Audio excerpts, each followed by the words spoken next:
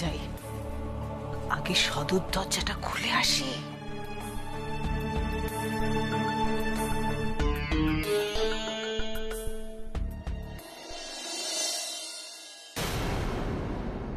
তুমি ডাল দিয়ে কেন খাচ্ছ? আচ্ছা মেজো বৌমাকে দাও, নলির মাংস দেখে দাও তো, কি চাইছে দাও। সত্যি কথা বাবা।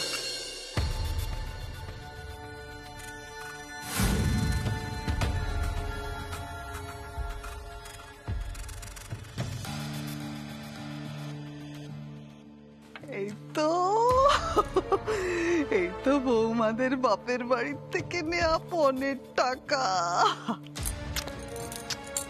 যদিও এখানে সব টাকা নেই, তবে যা আছে দিদি সেটাই তোকে কেস খাওয়ানোর জন্য যথেষ্ট। আমার যা সুবিধে হবে না। আহা, জয় মা লক্ষ্মী, জয় মা।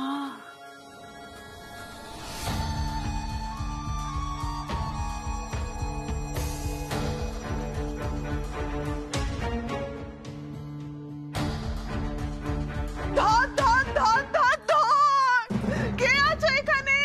জামাই বাবু, সমর্পণ, দীপু, তোরা কোথায়?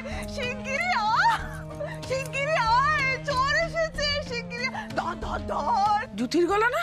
এইরকম চিৎকার করছে কেন? এই ধর ধর ধর, পালালো পালালো। পালাচ্ছে পালাচ্ছে তো বলছেন আন্টিটু, কিন্তু কে পালাচ্ছে? এ বর্দা ভাই, চল তো একবার গিয়ে দেখে আসি। চলো চলো সবাই একবার যাই, গিয়ে দেখে আসি। চল তো সবাই, চলো সবাই চলো। কিছু বোঝা যাচ্ছে না, অদ্ভুত। ধর ধর, শিগগিরই ধর। কি হয়েছে কি মাসিমণি? কে পালালো? আরে বাবা কি আর বলবো বল, শিগগিরই ধর না, বাড়িতে চোর ঢুকেছিল। কি লোক ঢুকেছিল? হ্যাঁ ঠিকই বলছি রে দিদি, দেখ না ওই সদর দরজা খোলা। এই সুযোগে বাড়িতে চোর ঢুকে গেছিল রে দিদি, চোর। হ্যাঁ তাই তো, সদর দরজা তো খোলাই। হ্যাঁ সেটাই তো বলছি, এটা তো খুশির কাজ। ওই তোর ও সদর দরজা বন্ধ করে, আজকে নিশ্চয়ই হাওয়ায় উঠছে, সেজন্য দরজা বন্ধ করার কথা মনে ছিল না। এদের না ঘাড় ধাক্কা দিয়ে কাজ থেকে বের করে দেওয়া উচিত। খুশিকে কি করা উচিত সেটা পরে ভাবা যাবে। এখন তুমি যেটা বলতে চাইছো সেইটা দয়া করে খোলসা করে বলো। আরে চোরে কি অনর্থ বাঁধিয়েছে দেখুন জামাই বাবু, দেখুন। হায় কপাল, দিদির আলমারি থেকে বান্ডিল বান্ডিল টাকা নিয়ে পালাচ্ছিল। যেই আমি ঢুকেছি ঘরের মধ্যে, ভয় পেয়ে টাকাগুলো ফেলে পালিয়েছে।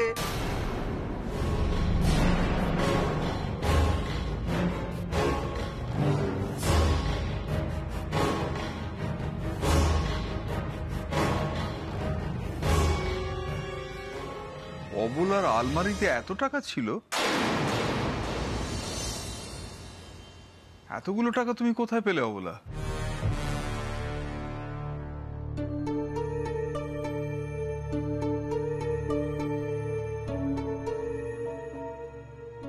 কিরে দিদি, ওই চোরের জন্য তুই সবার চোখে চোর হয়ে যাবি না তো? এতগুলো টাকা কেউ বাড়িতে ফেলে রাখে বল? তুই তো বলেছিলি টাকাগুলো ব্যাংকে জমা দিয়ে দিবি।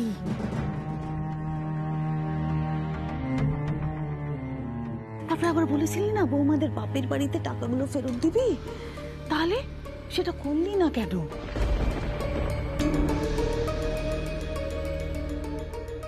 এখন এসব কথা থাক জুটি। বড় খোকা, মেজো খোকা, একটু বাইরে গিয়ে দেখ না কেউ এসেছিল কিনা। আমি তো চিৎকার চেঁচামেচি শুনে বাইরেটা দেখে আসলাম মা, কিন্তু কাউকে তো দেখতে পেলাম না। কি বলছিস রে?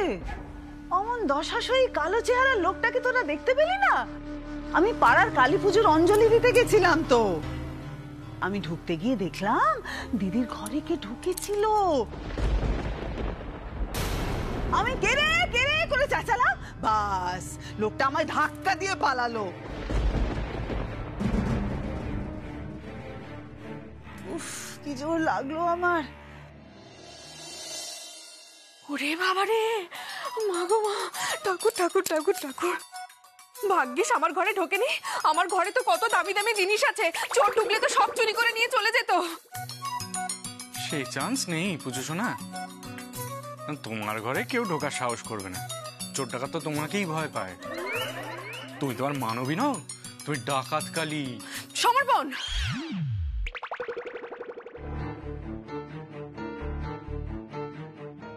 এই খুশি, আর কখনো এরকম ভুল করবি না।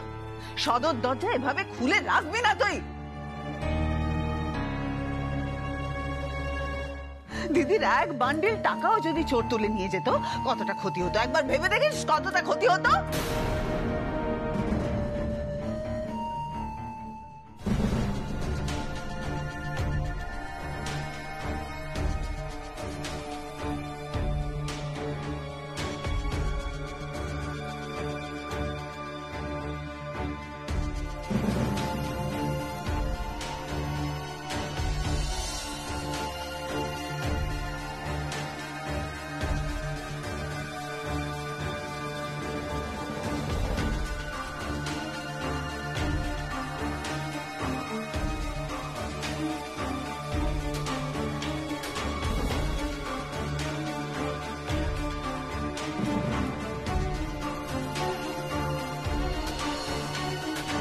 অপু, আলমারির সামনে কি দেখছো তুমি? যা দেখছে তা অপু গোয়েন্দার চোখ দিয়ে দেখছে।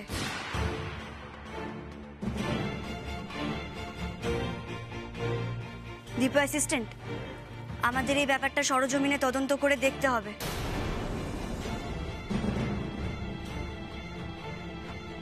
দেখতে হবে যে চোর কোনো ক্লু ফেলে গেছে কিনা। অপু, কোনো ফিঙ্গারপ্রিন্টস পেলে?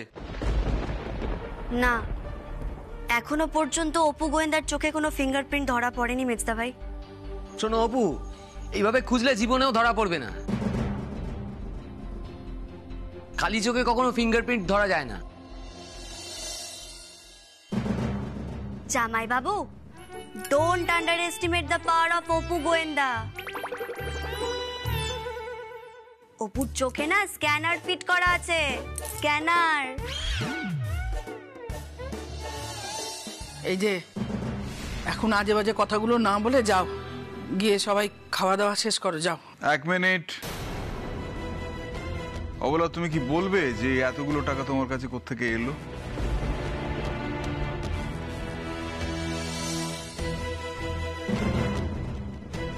এই বান্ডিলগুলো দেখে মনে হচ্ছে 3-4 লাখের কম নয়। তোমার আলমারিতে কি করে ঢুকলো, কোথা থেকে পেলে তুমি এতগুলো টাকা, বলবে?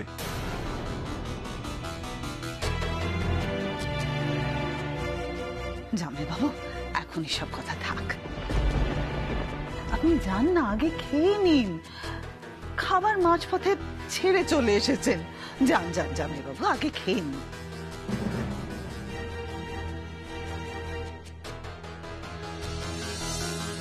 এগুলো কিসের টাকা আমি পরে আপনাকে ভালো করে বুঝিয়ে বলে দেবো জামাই বাবু। খাওয়া পরে হবে, আগে আমি জানতে চাই অবলার মুখ থেকে এই টাকাগুলো অবলার পেলো কি করে। উত্তর দাও অবলা, উত্তর দাও অবলা।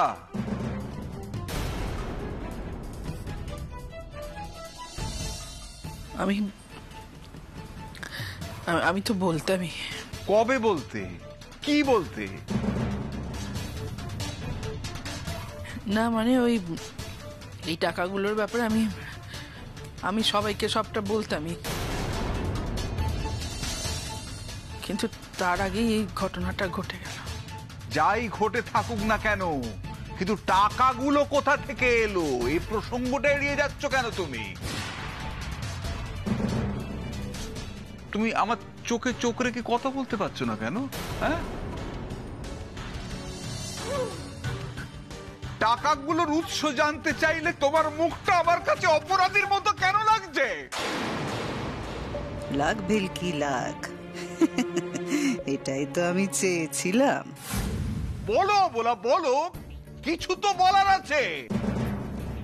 ছেড়ে দিন না জামাই বাবু, আজকে উৎসবের রাত, ছেড়ে দিন। মাসিমণি, তুমি কেন বাধা দিচ্ছ বলো তো?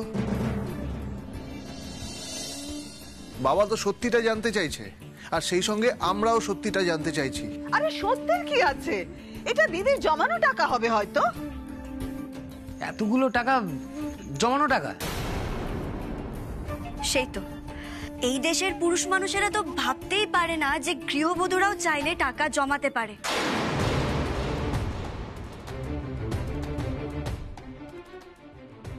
বিপদের দিনে সংসারের হাল ধরতে পারে। অবশ্য আমার জামাইবাবু শুধুমাত্র যে এটা ভাবতে পারে না তা নয়, ভাবতে চায়ও না। এই তোমাকে কৈফত দেবো আমি? মা মা তুমি বলে দাও না, বলে দিলেই তো হয় যে টাকাগুলো তুমি কোথায় পেয়েছো। না না, এখন এসব কথা বলার সময় নেই। আমার দিদির খিদে পেয়েছে তো, চলো চলো চলো সবাই খেতে চলো। আর আমার খিদেটা যে মরে গেছে অবলা।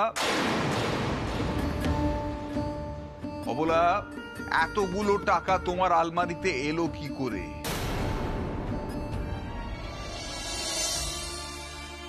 আর এতগুলো টাকা তোমার আলমারিতে, অথচ আমি জানি না কেন। কেন তুমি লুকোলে আমার কাছে? আমাদের এত বছরের বিবাহিত জীবনে তুমি তো কোনোদিন কোনো কথা আমার কাছে গোপন রাখোনি।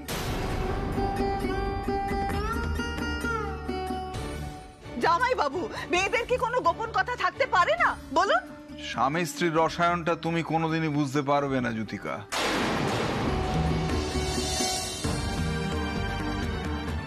বলো অবলা, বলো অবলা, বলো। আর চুপ করে থাকার সময় নেই, বলো।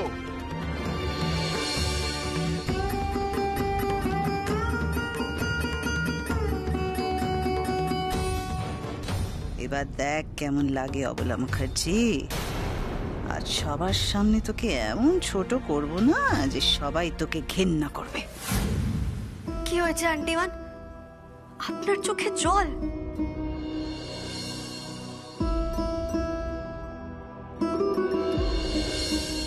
কি হলো অবলা? চুপ করে থেকে তো কোনো লাভ নেই।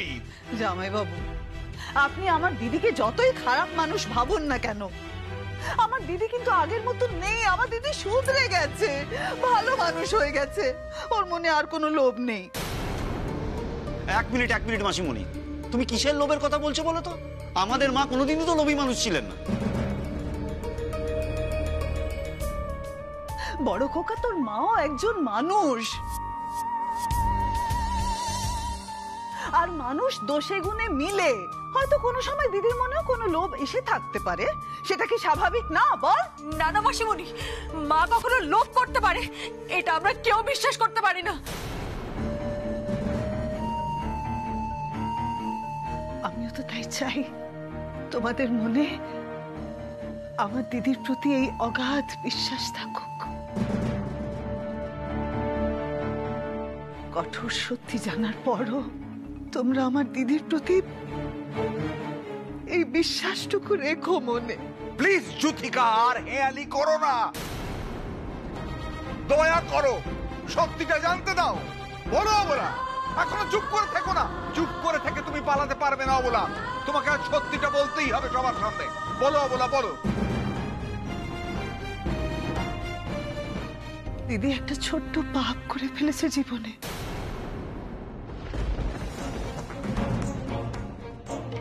ওকে দিয়ে সেই পাপের কথা দয়া করে স্বীকার করাবেন না জামাই বাবু। যা পাপ করার আমি করছি। তোর পাপের কথা আমি আমার মুখ দিয়ে বলছি দিদি। তোর সমস্ত পাপের দায়ে আমি মাথা পেতে নিয়ে নিচ্ছি রে দিদি। এই টাকাগুলো দিদি বড় বৌমা, মেজ বৌমা, সেজ বৌমার বিয়ের সময় তাদের বাপের বাড়ি থেকে পণ হিসেবে নিয়েছিল।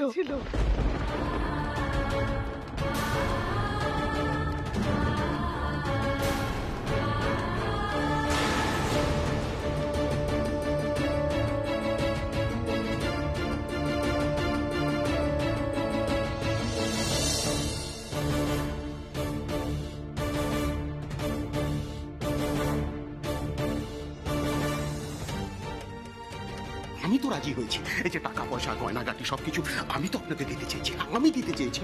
আপনাদের তো কোনো দোষ নেই, কিছু দোষ নেই। এই 3 লক্ষ টাকা বাবা কিভাবে জোগাড় করেছে জানেন? অনেক কষ্ট করে একটা জমি কিনেছিল বাবা, সেটাই হয়তো বন্ধক রেখে দিয়েছে। পণ নেওয়া অপরাধ, তাই পণ নিলে হাজত বাস করতে হয়। পণ? তুমি পণ নিয়েছিলে বলা? তুমি আমাদের বৌমাদের প্রত্যেকের বিয়েতে তুমি তাদের বাবা মার গলায় গামছা দিয়ে পণ আদায় করেছিলে?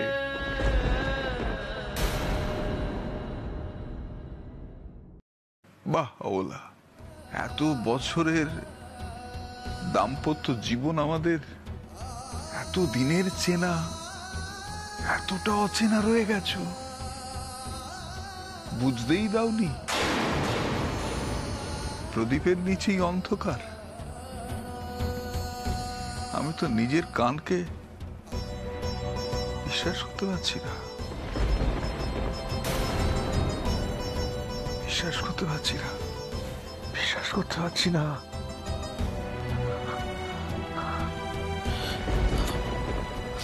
শুনছো?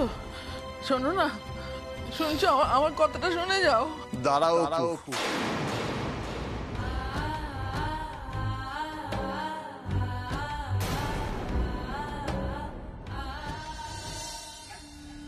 এবার যতই বরের পেছনে ওগো হ্যাঁ গো করো না কেন অবলা মুখার্জি, আজ আর তোমার রেহাই নেই।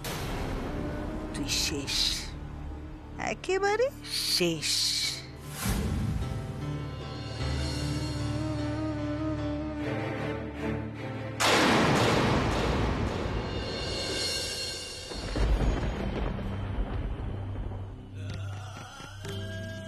আমার উপর তুমি রাগ করো না। আমার স্ত্রী অবলা সে আমার ছেলেদের শ্বশুর বাড়ির কাছ থেকে টাকা আদায় করেছে। কি না ছেলের বিয়ে দিচ্ছে বলে অনেক টাকা আদায় করেছে।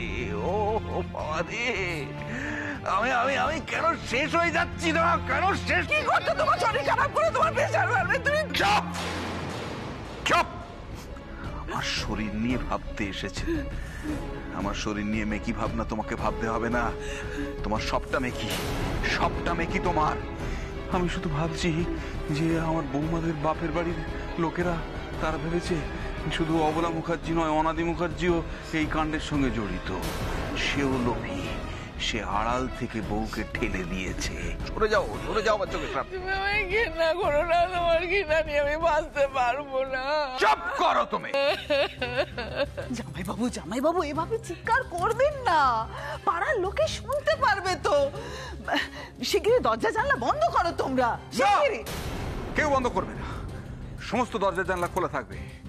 তারা চিনুক, তারা চিনুক, তারা শুনুক সবকিছু, তারা জানুক অবলার আসল পরিচয় কি।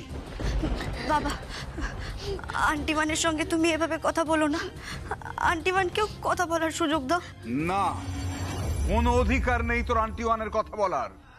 ভালো করে তোর আন্টি ওয়ানের মুখের দিকে তাকিয়ে দেখ, কিরকম অপরাধীর মতো লাগছে।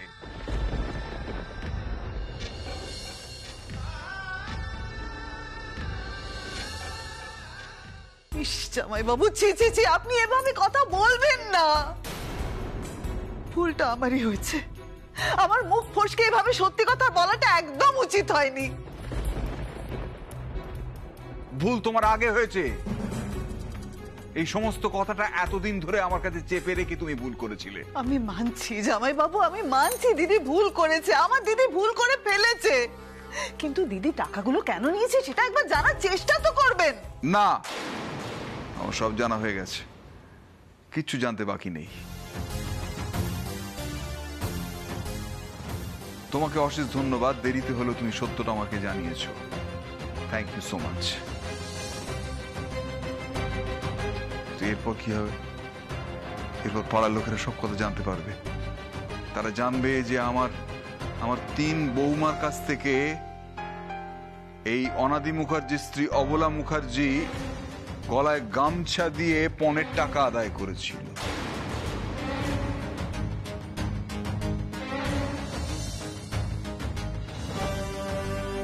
তারপর তারা কি ভাববে? তারা কি ভাববে যে এই অপরাধ শুধু অবলার, এর নেপথ্যে এই অনাদি মুখার্জি লোকটাও আছে।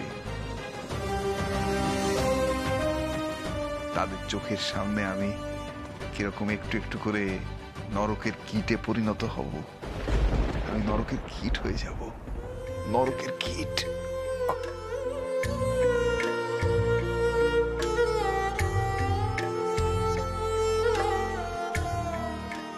মা,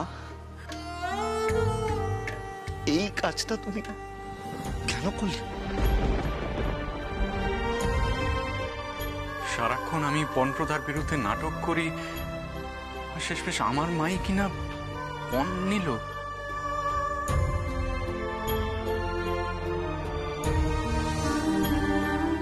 মা, তুমি তোমার মেজ বৌমার বাবার কাছ থেকেও পণ নিলে?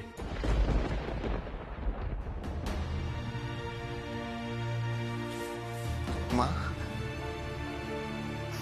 মা, তুমি আমার সবচেয়ে প্রিয় মানুষ। আমি সবচেয়ে বেশি তোমায় ভালোবাসি। তুমি আমার কাছে ভগবান, দেবী। তুমি সবাইকে বলে দাও মা, তুমি সবাইকে বলে দাও এই খারাপ কাজ তুমি করতে পারো না করতে।